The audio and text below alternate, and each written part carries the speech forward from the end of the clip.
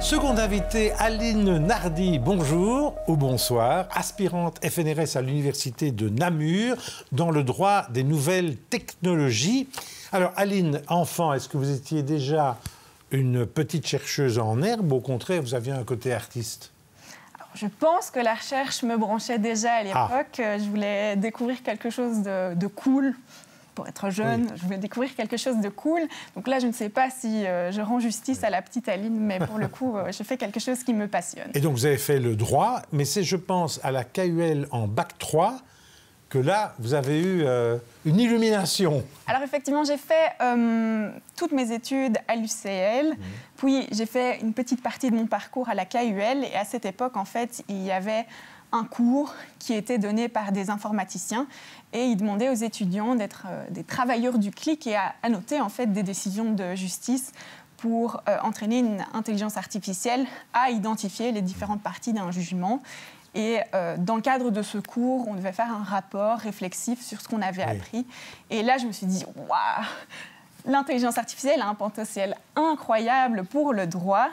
Et typiquement, en termes d'accessibilité du droit, ça m'a directement parlé. Et donc maintenant, l'ADN de votre recherche, c'est... Et bien, du coup, ça porte sur l'utilisation de l'intelligence artificielle pour élaborer des lois, et alors sur la question de son encadrement juridique, parce que je suis juriste. Vous êtes finalement la seule à faire ce type de recherche, puisque vous êtes aspirante, vous êtes en train de faire une thèse, vous êtes la seule dans ce domaine. Alors, en Belgique, sans doute. En Europe, il y a déjà quelques personnes qui s'intéressent à la question, mais pas du tout sous cet angle-là. Alors, quand on a préparé l'émission, vous m'avez dit, là j'ai retenu, on utilise l'intelligence artificielle à la cow-boy. Qu'est-ce que vous voulez dire par là? Alors, c'est plus dans le sens où c'est un phénomène qui est relativement récent et donc on a plusieurs projets pilotes qui sont lancés pour tester un peu les opportunités d'utiliser l'intelligence artificielle dans le processus législatif.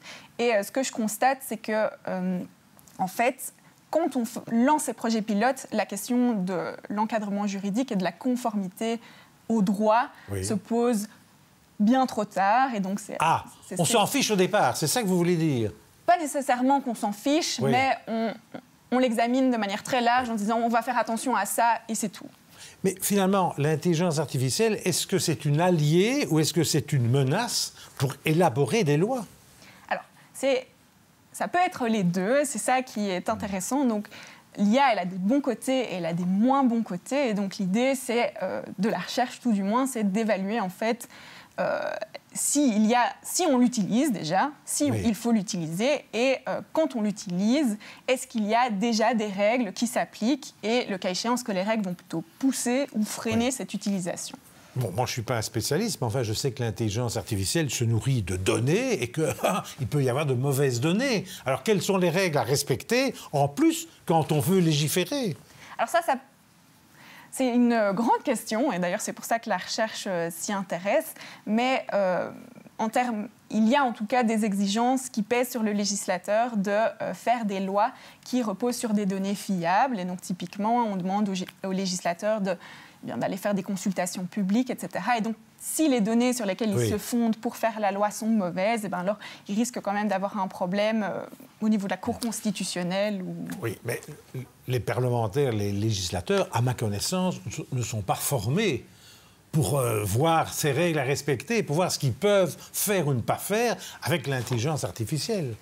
Non, c'est vrai, mais c'est parce que c'est un phénomène qui est relativement récent, donc c'est très difficile pour eux d'être déjà formés sur la question, et c'est tout l'intérêt de la recherche. Quand elle aura abouti, le but, c'est aussi d'aller à la rencontre des parlementaires pour les former sur cette question. Parce que pour un amendement, c'est tentant d'aller dans l'intelligence artificielle, non? Ah, mais il y a déjà beaucoup de projets qui utilisent en fait l'intelligence artificielle pour gérer les amendements, typiquement pour comparer si l'amendement va beaucoup changer la portée de la loi, et donc ça reste aussi intéressant pour négocier. Oui, mais si je vous suis, votre thèse, vous avez tout à inventer, là?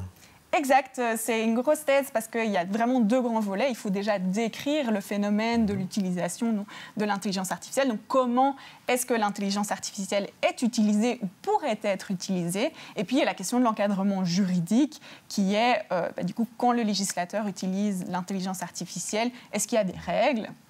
Et est-ce que ces règles, du coup, sont pertinentes pour traiter ces nouveaux enjeux? L'intelligence artificielle, est-ce qu'elle pourrait à un moment donné raisonner ou elle ne fait que des corrélations? Ah, mais ça, c'est la grande question de est-ce que l'intelligence artificielle est intelligente? Oui. Et l'intelligence artificielle, elle n'a d'intelligence que le nom. À savoir que l'intelligence, enfin, son nom vient d'une mauvaise traduction de l'anglais, Oui. intelligence, qui se réfère à la capacité, enfin, à la collecte et au traitement de données. Et en français, l'intelligence, c'est plutôt une capacité de connaître, de comprendre et de raisonner. Et effectivement, comme vous le dites, l'intelligence artificielle ne raisonne pas. Et donc, c'est là où le bas blesse. Alors, vous avez aussi étudié les discriminations induites par l'intelligence artificielle. Quelles mesures concrètes devraient être prises pour que cette intelligence soit plus équitable et inclusive? Mais ça, c'est une question très complexe. Disons que il faut s'assurer, tout du moins au moment du développement, qu'il y ait des données de bonne qualité. On dit souvent dans ce secteur-là que garbage in, garbage out. Donc ça veut dire qu'il faut des bonnes données pour avoir des bons résultats.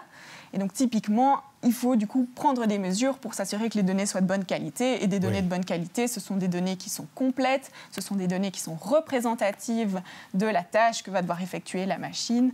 Et ce sont des données qui sont pertinentes à la tâche aussi que doit effectuer la machine. Parce que si ce n'est pas pertinent, ça risque d'induire des grosses discriminations, comme ça a déjà été le cas. Et vous l'utilisez tout le temps dans votre recherche, dans votre thèse?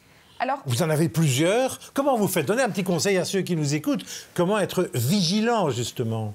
Alors, à titre personnel, je l'utilise beaucoup parce que une grande partie de ma recherche porte sur les IA génératives, et notamment les IA génératives de texte. Donc ça, c'est les ChatGPT, Gemini, Copilot, tout Grok?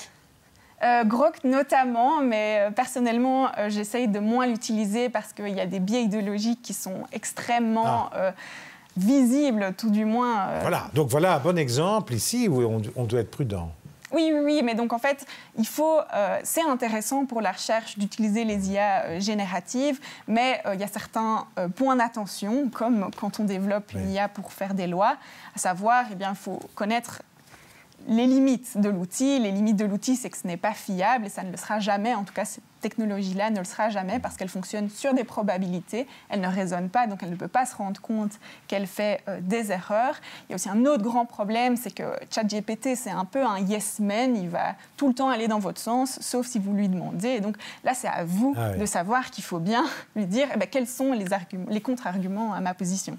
Ah, donc il faut dire ne me fais pas plaisir. Ah oui, notamment. Carrément. Oui, il faut y aller et il va le faire d'ailleurs parce que le but, c'est de vous faire plaisir. Donc si vous souhaitez qu'on vous soumette des contre-arguments, il va le faire avec grand plaisir. Donc si vous lui dites, voilà, j'ai écrit ce texte, est-ce qu'il est bien ou est-ce que vous pouvez l'améliorer? Il va commencer en disant, mais il est merveilleux, mais enfin je vais quand même donner quelques...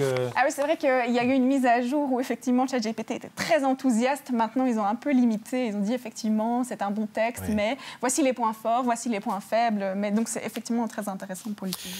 Alors, imaginez dans 10 ans, alors vous aurez fait votre thèse, vous serez peut-être une grande chercheuse, dans 10 ans, où en seront vos recherches?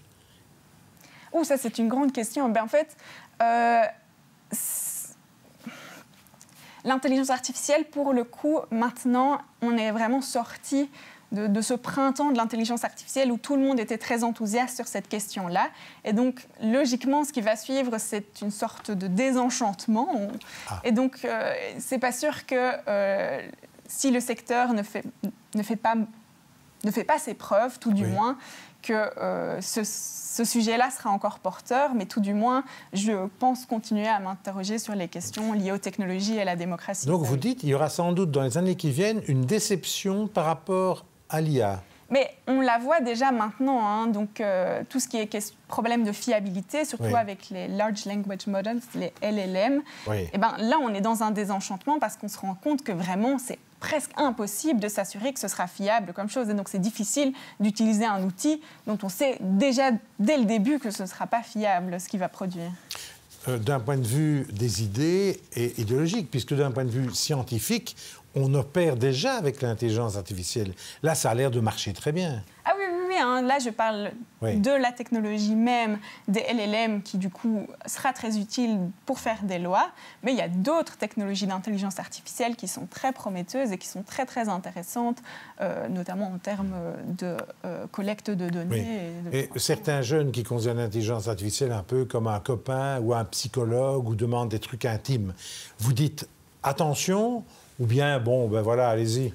Eh ben, comme une bonne juriste, je dis ça dépend, à savoir que ça peut être utile pour gérer des moments de crise, vraiment sur le moment même, mais par contre, sur le long terme, ce n'est pas nécessairement une bonne chose, parce qu'on a quand même déjà vu dans l'actualité qu'il y avait eu des dérives, et puis ça dépend quand même beaucoup de la direction qui est choisie par l'entreprise qui développe ce chatbot. Et donc, typiquement, on a vu, par exemple, que Meta autorisait les discussions sensuelles avec des ados. Et là, ça dépend de quelle est votre position. Est-ce que vous êtes en accord avec la direction qui est prise par l'entreprise qui fait le chatbot? Alors, comme chercheuse, vous travaillez non-stop, vous avez des horaires bien précis, vous avez des illuminations la nuit? Quand c'est une recherche qui passionne, c'est vrai qu'elles viennent un peu tout le temps. On est dans la vie de tous les jours. Et par exemple, moi, ça m'est déjà arrivé, j'avais une discussion avec une copine qui me disait « Moi, j'utilise ChatGPT pour faire ça. » Et j'y pensais du coup à ma recherche. « Ça, c'est intéressant, tiens, ce que vous dites. » Donc, chercheuse de midi à minuit. Oui.